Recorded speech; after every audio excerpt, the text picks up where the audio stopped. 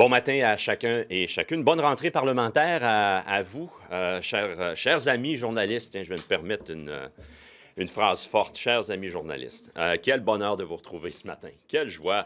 On va vous parler de l'économie. Durant la session parlementaire, les trois priorités libérales seront l'économie, finances publiques, pour avoir les services auxquels les Québécoises et Québécois ont droit. Alors, l'économie et les finances publiques ne sont pas des fins en soi, mais c'est en créant la richesse qu'on peut avoir les services publics. Alors, nous, l'économie sera au cœur de notre action pour qu'on s'occupe des Québécoises et Québécois. En ce sens-là, nous réitérons ce matin nos demandes. Dans le contexte de la guerre tarifaire que Trump a annoncée, nous demandons premièrement que François Legault, finalement, respecte sa parole. Il le nomme le négociateur en chef. C'est important pour développer notre stratégie. Évidemment, dans un deuxième temps, intensifie les relations bilatérales diplomatiques Québec-État-clé américain. Et troisièmement, participe avec un leadership assumé du Québec, à ce qu'une véritable cellule de crise soit mise sur pied au Conseil de la Fédération avec une approche qui soit coordonnée, concertée et pas tout un chacun dans son coin, comme on l'a vu récemment. Même si ces initiatives-là peuvent être positives, ça prend un message clair et fort. Face à un marché économique, Donald Trump, canadien de 40 millions d'habitants, il doit comprendre où est son intérêt, puis c'est en étant coordonné qu'on va être capable de mieux le faire valoir. Puis vous me permettrez d'ajouter une quatrième chose. Il faut renforcer au sein de la Fédération canadienne les échanges économiques interprovinciaux, faire en sorte que l'on puisse diminuer les barrières aux échanges économiques. Il devrait y avoir là aussi une table de travail pour s'assurer que notre économie canadienne puisse évidemment être plus performante. Alors encore une fois, nous voulons un renforcement de l'économie québécoise. Ça ne va pas bien, l'économie au Québec, là, sous François Legault, et ça doit être le maître mot. Je vais maintenant céder la parole à mon collègue pour quelques instants. Et ça va être très rapide et je vois l'excitation déjà en matière de questions. Juste vous dire, nous sommes prêts. Nous sommes prêts et je vais vous dire que l'équipe libérale, l'opposition libérale, elle est prête à talonner le gouvernement caquiste et je vous invite à surveiller surtout le dossier de la santé et des services sociaux. Comme le chef vient de le mentionner, l'économie est parmi nos priorités, l'impact des coupures au niveau des services publics, mais une touche plus particulière, un suivi très, très particulier par rapport à tout ce qui se passe au niveau de la santé et services sociaux. Monsieur Tanguay, est-ce qu'on devrait utiliser l'hydroélectricité comme levier pour tenter en fait, de faire plier le gouvernement américain sur, en fait, Donald Trump sur des tarifs? Est-ce que le fait, par exemple, de menacer un boycott ou en fait de menacer de couper les approvisionnements en hydroélectricité pourrait être une bonne idée? La réponse est en deux teintes. Il faut que Québec respecte ses contrats dûment signés. Le Québec ne peut pas commencer à aller jouer d'un contrat et à dire, contrairement à ce que dit le contrat, je ne te livre plus, parce qu'il va y avoir des poursuites judiciaires, et à raison. Alors, par contre, le Québec vend à l'occasion de l'électricité excédentaire selon la période de l'année. Là, vous avez une poignée qui fait en sorte de dire, bien écoutez, ça se joue à deux. Est-ce que ça vous dérange d'entendre M. Carney dire qu'il faudrait utiliser l'hydroélectricité, la couper aux Américains? Bien, moi, j'entends qu'il respecterait et c'est en ce sens-là qu'il fait sa demande. Maintenant, si ce n'est pas en ce sens-là, s'il veut aller rejouer dans les contrats dûment signés par Québec, bien, à ce moment-là, je vais laisser lui expliquer son approche par rapport à la règle de droit. Est-ce que c'est le fédéral qui doit décider ou les provinces ont leur mot à dire? Les provinces, le fédéral est là pour avoir une stratégie concertée. Québec a son mot à dire, large mot à dire. Et en ce sens-là, le fédéral, non seulement ne peut pas agir seul, le fédéral peut agir uniquement s'il est épaulé par les provinces et Québec a un rôle. Vous êtes d'accord pour une certaine péréquation à verser à l'Alberta si jamais on coupe le pipeline qui n'a jamais été construit là, entre les États-Unis et l'Alberta sur le gaz? Ça relève de l'action fédérale avec les ressources financières fédérales. Une fois qu'on a dit ça... Il a dit si l'Alberta manque des contrats, perd de l'argent, on devrait, les autres provinces, verser à l'Alberta une compensation, justement parce qu'ils vendent moins aux États-Unis. Bien, c'est ça. Ça participe de la péréquation et des outils dont le fédéral dispose. Et à Québec également, nos entreprises vont être durement touchées le cas échéant. Il faut que Québec, François Legault, étaye ce que serait un plan d'aide à nos entreprises. Puis il ne pourra pas faire ça à minuit moins 5 sur le coin d'une table. Là. Ça devrait passer par une révision là, des tarifs d'hydroélectricité pour le secteur privé, là, comme certaines réclament? Écoutez, moi j'ai suivi avec grande attention ce que l'Alliance pour la compétitivité énergétique du Québec a publié dans les derniers 24 heures. Donc, il ne faut pas que pour nos entreprises, et les entreprises estiment que le choc tarifaire pour les 10 prochaines années serait une augmentation de 60 %. Quand on ajoute à tout l'environnement qui n'est pas performant au Québec, réglementaire, tarification, etc., c'est un écueil. Et là, François Legault, non seulement on dit qu'on a perdu 6 ans avec François Legault, mais de façon patente, on a perdu la dernière année et demie avec le projet de loi 69. Je me rappelle, moi, d'avoir entendu en commission parlementaire Michael Sabia, je pense que c'est en novembre 2023, il y a à peu près un an et demi, et là, il nous disait, oui, il y a urgence, nous devons agir, puis on parlait déjà des tarifs. Il ne s'est rien passé. Mon point, pour répondre plus précisément à votre question, il faut écouter nos entreprises. Dans toutes les régions, c'est des milliers d'emplois. Il y a un choc tarifaire qui se présente. Ça prend une prévisibilité. Puis pour ça, François Legault doit écouter puis doit aller en ce sens-là. Est-ce que vous pensez de son idée à François Legault de restreindre l'accès des Américains aux appels d'offres? Ça fait partie, encore une fois, selon... Puis il faudrait faire l'analyse également juridique, les conséquences juridiques. On est dans un état de droit. Alors, vous avez des leviers, mais la règle à respecter, évidemment, c'est l'état de droit. Vous ne pouvez pas faire des mesures qui vont vous occasionner pour de nombreuses années des recours judiciaires et être pris pour payer des pénalités. Mais ça, il faudra l'analyser. Puis si c'est un levier qui peut être utilisé, un peu à la lumière que l'hydroélectricité que nous vendons en surplus, bien, ça serait justement... Il faut mettre ça en commun. Ça prend quelqu'un, puis le négociateur en chef pourrait être une personne pivot pour mettre tout ça en commun. Qu'est-ce qu'on a à faire valoir au Québec et au Canada? Est-ce que vous êtes prêt à marteler le même message que lui sur l'achat local, c'est-à-dire pourquoi boire du vin de la Californie? On a de très bons vins ici. Est-ce que vous seriez prêt à demander peut-être aux Québécois de revoir leur plan de voyage aux États-Unis, etc.? Je pense qu'il peut y avoir une prise de conscience collective là-dessus, mais évidemment, on ne peut pas obliger les personnes. Moi, puis vous vous rappelez, j'avais fait l'apologie de la tomate québécoise l'an passé. Là. Elle coûte peut-être à certaines occasions plus cher que la tomate de la Californie, mais je pense qu'il faut avoir le réflexe d'acheter localement. Boycott? Boycott. Quel est l'effet tangible de ça? Je pense plutôt que parler de boycott, je pense qu'on devrait acheter davantage localement, les produits locaux. Et en ce sens-là, ce qu'on a demandé à François Legault, de faire en sorte que le gouvernement arrête d'acheter sur Amazon, ça devrait être un exemple très tangible. Là. Boycotter Meta, boycotter X serait déjà un début pour les politiciens? Écoutez, dans notre démocratie, là, ça, c'est tout un débat en soi.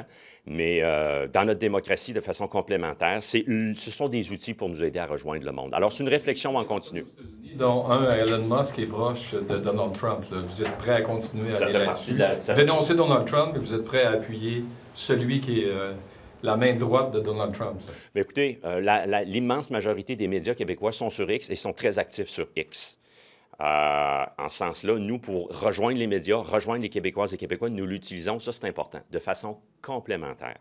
Donc, communiqué de presse sur le fil de presse. La dernière fois que j'ai fait une sortie sur, justement, les tarifs de Trump, 10 entrevues cette journée-là. Puis de façon complémentaire, on s'était mis sur X et les gens avaient pu être informés. M. Legault se rend lui-même aux États-Unis, il y a même 2 fois dans les prochaines semaines. Est-ce que c'est une bonne idée? Est-ce que c'est important? Oui, tout à fait. Ça participe de ce que l'on demande d'intensifier les relations bilatérales. Québec a des cartes à jouer comme État, l'État québécois, avec des partenaires économiques qui sont des États américains clés, qui nous aiment bien, puis que M. Legault, je suis certain qu'il va être très bien reçu, et eux peuvent nous aider à faire pression sur Donald Trump. Un modèle d'intégration... excusez, j'ai juste une petite question juste sur le sujet dont on parlait. Là. Bien, pour revenir avant de passer à l'intégration, pour revenir au voyage, là, le premier ministre de la Colombie-Britannique a appelé ses concitoyens à revoir leur plan de voyage aux États-Unis. Est-ce que vous seriez prêt à demander ça aux Québécois? Bien, je pense que c'est un réflexe que ça relève d'une décision individuelle. Je pense que ça relève des Québécoises et des Québécois. Je pense qu'on n'a pas besoin d'avoir de mots d'ordre, mais je pense que comme acheter Québec pourrait être un réflexe à aiguiser, je pense que ça, c'est un questionnement qu'on pourra avoir. Sur le nouveau modèle d'intégration que Jean-François Roberge veut proposer, Vous avez vu l'intention du gouvernement. Est-ce que vous partagez? Est-ce que c'est nécessaire d'avoir un modèle québécois d'intégration? Vous savez, au Parti libéral du Québec, ça fait plusieurs années qu'on parle, entre autres, de l'interculturalisme. Est-ce qu'on devrait avoir une loi formelle sur l'interculturalisme? Ça faisait partie, j'ai même participé à des travaux. Nous, on sera toujours ouverts à discuter sur ces importants enjeux-là. J'entends que le projet de loi sera déposé jeudi. On va attendre de le lire, mais il ne pourra pas mettre n'importe quoi là-dessus. Il faut respecter les droits et libertés fondamentales. Et là-dessus, permettez-moi une digression. C'est bien facile de dire, hey, on a mis ça dans la loi, toi, puis on a bombé le torse, puis hey, ça marche de même au Québec. Mais quand il n'est pas là, puis qu'il n'y a pas d'argent, on apprend 200 millions de coupures dans le système d'éducation pour apprendre la culture québécoise à des nouveaux arrivants, à des Autochtones également. Quand on parle qu'il n'y a plus d'argent pour franciser les nouveaux immigrants, il y a beau mettre ce qu'il veut dans sa loi, là, c'est pas comme ça qu'il va faire avancer le Québec, puis le français, puis la culture québécoise. Donc, sur le fond, l'interculturalisme, vous adhérez à ça, évidemment, mais c'est quelque chose que vous pourriez appuyer, là, parce que c'est ça son intention, le loi sur l'interculturalisme, avec la notion de contribution aussi. Ouais. Je pense que le premier qui avait parlé d'interculturalisme, c'était un Robert Bourassa, début des années 70. Après ça, ça avait été repris au début des années 80. En ce sens-là, par des politiques du Parti québécois. Pour nous, l'interculturalisme, nous en sommes et on est prêt à travailler. Mais encore une fois, le diable est dans les détails, puis il ne faut pas diviser, il faut rassembler, puis il faut travailler sur ce qui marche. L'intégration, c'est d'abord la langue française, puis il ne donne pas écho. Comment vous avez trouvé la sortie de Valérie Plante hier par rapport à l'itinérance? Fond de charge envers le premier ministre, mais les partis d'opposition aussi, qui ont l'air de ne pas comprendre ce qu'elle qualifie de crise humanitaire avec l'itinérance. C'est nous, là, avec entre autres Élisabeth Prasse, notre collègue qui travaille dans ce dossier-là, qui est sur le terrain. Sur le fond, je pense qu'elle a raison. On n'en fait pas assez. Puis le premier en titre, c'est François Legault et le gouvernement caquiste. Maintenant, sur la forme, ça lui appartient. Elle aura décidé d'utiliser ces mots forts-là. Je ne vais pas commenter là-dessus, mais sur le fond, on peut parler effectivement de gens qui meurent dans les rues, les ressources qui ne sont pas là. C'est excessivement préoccupant. Je vous ramène à Québec, là, concernant le projet de tramway. Est-ce que vous partagez le scepticisme qu'a exprimé un peu plus tôt Paul Saint-Pierre Plamondon quant à ce qui nous attend là, avec ce projet-là, puisque vous avez vu, là, Mme Guilbeault refuse de rencontrer son vis-à-vis fédéral à moins de renégocier toute l'entente bilatérale? Là. Je vais, juste avant de laisser la parole à notre collègue, leader d'opposition officielle et porte-parole en matière de transport, il faut que Québec attache le financement avec le fédéral dans les meilleurs délais. L'élection fédérale va arriver cette année. Ça aurait dû déjà être fait d'attacher le financement, puis il aurait pu le faire de façon beaucoup plus aisée dans les dernières années. Transport collectif, il faut attacher le financement. Ça presse, ça presse, ça presse. Il doit être proactif. Puis malheureusement, on voit que rien n'est formellement attaché. Monsef, veux-tu compléter? En fait, la seule chose que je vais ajouter, c'est qu'après 6 ans de ce gouvernement, Mme Guilbeault a tout fait pour ajouter au titre de son ministère le titre mobilité durable. Moi, je constate de l'immobilité.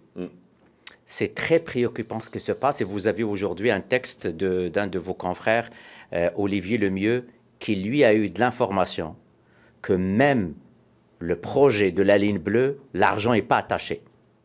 Donc c'est très grave, c'est très préoccupant. Si le gouvernement caquiste n'a pas attaché l'argent pour le tramway et pour la ligne bleue, je me demande où il était le gouvernement caquiste quand le fédéral était prêt à financer des projets en transport collectif. Et vous avez vu ce qu'on a récolté versus l'Ontario.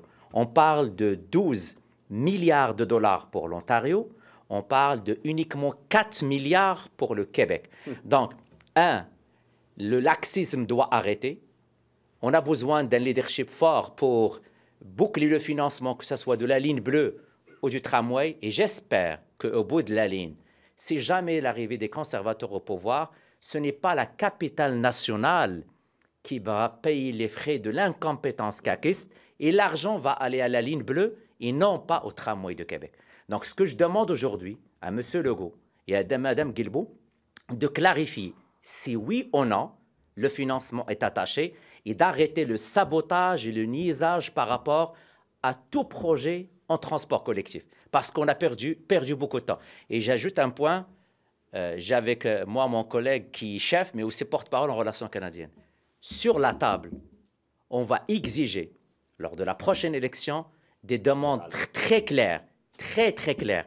C'est anormal que le Québec traîne dans l'argent utilisé en matière de transport collectif venant d'Ottawa. M. Bérger, vous dites sabotage, donc c'est volontaire.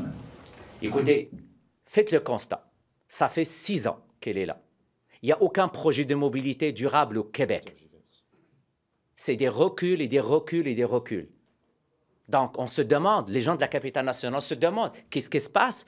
Pourquoi le tramway n'avance pas? Pourquoi on constate cette scène de chicane entre elle et son homologue au fédéral? Moi, je les invite tous à prendre une bière ou un café. S'ils veulent, je peux l'organiser pour eux. Mais au transport, je dirais, avant elle, il y a eu François Bonnardel. Est-ce que donc vous dites que depuis qu'elle est arrivée, plus rien ne va en transport? Plus rien n'avance? Moi, je mets tout le monde dans le même panier. Le premier responsable, c'est François Legault. Après, les ministres sont là, les deux qui sont là, les deux qui voulaient avoir des projets. Au bout de la ligne, le constat qu'on fait, c'est un constat d'échec. Il n'y a aucun projet. Mais le problème majeur, et je tiens à le préciser, c'est au-delà qu'ils n'ont pas réalisé aucun projet de mobilité durable ni de transport collectif. C'est qu'on apprend aujourd'hui une chose extrêmement sérieuse, que le financement, même pour la ligne bleue, il n'est pas attaché. C'est très grave. Donc, si j'ai la même enveloppe, et cette enveloppe est adressée à Québec et à Montréal, et demain, j'ai un parti qui arrive qui ne croit pas au transport collectif. Est-ce qu'on va abdiquer la demande des gens de la capitale nationale pour payer la ligne bleue? Les deux, c'est deux projets extrêmement importants pour le Québec et je ne veux pas qu'on se limite uniquement à prolonger la ligne bleue et au tramway de Québec. On doit réclamer d'Ottawa notre part par rapport au transport collectif, mais pour ça, ça prend un gouvernement qui croit dans le transport collectif. Vous parlez de sabotage, de niaisage. Pourquoi ils font ça, ultimement, d'après vous? Ils n'y croyaient pas au tramway. Il n'a pas le courage de le dire. Vous avez fait le constat qu'il est incapable de faire une annonce sur le tramway sans 24 heures plus tard faire une autre sur le troisième lien. Donc, ils savaient que le troisième lien est un enjeu majeur pour leur comté. Donc, ils ont essayé de jouer avec les deux, le tramway et le troisième lien, parce que la population au niveau de la capitale nationale, il y a une certaine réticence par rapport au tramway, mais tout le monde veut le troisième lien et on ne sait pas et on n'a aucune idée sur le troisième lien. Donc, aujourd'hui, la situation est beaucoup plus grave. Quand j'ai entendu que le financement n'est pas attaché pour la ligne bleue et on met en enjeu l'avenir du tramway à Québec, je me demande, elle était où Geneviève Guilbeault? Elle était où François Legault pour assurer ce financement? Parce que déjà, on a perdu la bataille avec l'Ontario. 4 milliards, c'est 12 milliards pour le transport collectif. C'est 3 fois plus. Est-ce que c'est possible de vous entendre sur les allégations de racisme à l'endroit d'infirmières recrutées en Afrique là, à Amos-et-Lassar, s'il vous plaît? Moi, quand j'ai vu ça, j'ai été troublé, excessivement surpris et troublé. Je pense que les autorités en place doivent faire toute la lumière là-dessus parce que c'est inacceptable. Est-ce que la crise des tarifs de Donald Trump risque de ressembler à la crise de la COVID? Et est-ce que M. Legault a intérêt à faire cette comparaison-là? Je pense que c'est deux phénomènes tout à fait différents. Je pense que l'aide potentielle que le gouvernement devrait offrir pour soutenir nos entreprises, le cas échéant, serait substantielle. Est-ce que ce serait au même niveau que les investissements qui ont été faits avec la COVID? Chose certaine, il ne peut pas se permettre de gérer ça comme quand il était en COVID. Ça ne va pas nous tomber sur la tête du jour au lendemain, comme cette journée fatidique du vendredi 13 mars ou du samedi 14 mars 2019. Là. Alors, il le sait. Puis quand on dit, je termine là-dessus, nommez-le le négociateur en chef le lendemain de l'élection, le 6 novembre. Il l'avait dit, moi, là, c'est une de mes priorités. Il nous avait refait la promesse en novembre, puis on n'en a toujours pas. Alors, faut qu'il soit proactif. Là. Juste une précision sur le modèle d'intégration. Vous dites que vous êtes en faveur de l'interculturalisme. Est-ce que vous diriez que le multiculturalisme est nuisible en ce moment? Écoutez, au Québec, c'est l'interculturalisme. Autrement dit, un tronc commun, notre langue française, notre culture québécoise, auquel le tronc commun vient s'adjoindre des branches. C'est toujours l'analogie de l'arbre. C'est ça, l'interculturalisme. Alors, une culture commune. Et pas la mosaïque canadienne. Nous sommes une société distincte. C'est pas moi qui le dis pour la première fois. Robert Bourassa, Jean Lesage, tous des grands premiers ministres l'ont dit. En ce sens-là, le Québec a un modèle d'intégration qui lui est propre par une culture commune, qui est le tronc commun. Parce que M. Roberge dit que ça nuit à la cohésion. Est-ce que vous trouvez que le multiculturalisme prend toute la place? Dans ses champs de compétences, Québec, en matière d'immigration, en matière d'intégration, Québec a les compétences nécessaires pour s'assurer que ce soit l'interculturalisme que l'on vive ici. En ce sens-là, le gouvernement caquiste n'a fait que se chicaner, pointer du doigt à Justin Trudeau puis le fédéral, puis dire c'est épouvantable. On voit les résultats de la troisième voie, 3 fois moins en transport collectif. En santé, on n'a pas eu notre part du butin. Je reviens sur votre question. Québec a tous les leviers pour s'assurer que son modèle d'intégration soit respecté et qu'il soit périn pour l'épanouissement du français. Malheureusement, ça a été mal géré par les caquistes. Puis c'est pas en faisant une loi, puis en n'ayant pas de financement, puis en n'ayant pas des formateurs du français et ainsi de suite dans nos écoles qu'enseigne-t-on. C'est pas comme ça qu'on va atteindre l'objectif. C'est un mauvais gouvernement. C'est un mauvais gouvernement. Il fait reculer, François Legault fait reculer le Québec et malheureusement, le Québec décline sous François Legault. Des valeurs. I understand you're in favor of interculturalism, but Yes. is a new bill really necessary to ensure that? What we're seeing that there's cuts with respect to the education to make sure that kids will receive teaching with respect to the Quebec culture. There's cuts also for newcomers to learn French. So a piece of legislation could help. We will be there. We will be present to have the debate based on what's acceptable for us liberals. But that being said, on a day-to-day basis, the government is unable to make sure to have the right resources to attain that very important goal. Do you think that immigrants have a hard time integrating right now? Of course, they have a hard time because those who raise their hand to be able to learn French, a lot of them, thousands of them, they receive the answer, no, there's no more money. So how can you in Quebec being able to have a good job to be integrated and without having the help learning French? So that's an additional example. And just quickly on what Madame Plante said regarding homelessness, she calls it a humanitarian crisis. She also says that both the Quebec government and opposition parties have not been present on the ground. What's your reaction to that? I think that, for instance, Elizabeth Prass, our colleague, has been present on the ground, for one. For two, I think that the government must answer more vigorously, more concretely with respect to that crisis. And again, on the way she's on the form, I'll let her justify the form, but on the facts, I think that she's right. The government is not doing enough to save people who are dying in our streets. Merci. Merci.